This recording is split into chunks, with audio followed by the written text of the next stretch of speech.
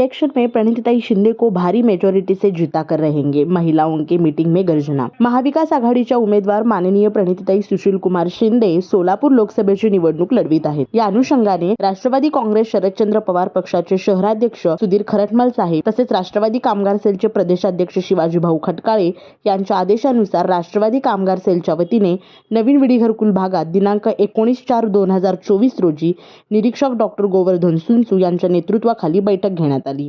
या बैठक प्रसंगी डॉक्टर सुंचू मार्गदर्शन करताना म्हणाले की वास्तविक पाहता गेल्या 10 वर्षापासून शहरातील अनेक कामे प्रलंबित आहेत। उदाहरणार्थ शहरात युवकांना नवीन रोजगार मिळवण्यासाठी उद्योग उभारणे, धूम्रपान कायद्यातून बिडी वाचवणे, यंत्रमाग कामगारांसाठी कल्याणकारी महामंडळ स्थापन करणे, रस्ते ड्रेनेजचे अपूर्ण काम पूर्ण करणे, महिलांना रोजगार उपलब्ध करून देण्यासाठी प्रयत्न करणे, ग्रामीण भागात शेतकरी व शेतमजुरांना न्याय मिळवून देणे, पाण्याचे दुहेरी पाईपलाईन त्वरित करणे, महागाई रोखण्यासाठी लोकसभेत प्रश्न मांडणे आदी विषयी माननीय प्रणिताई शिंदे यांच्याकडून अपेक्षा आहेत आणि हेच प्रणिताईंना निवडून देण्याचे कारण सांगितले।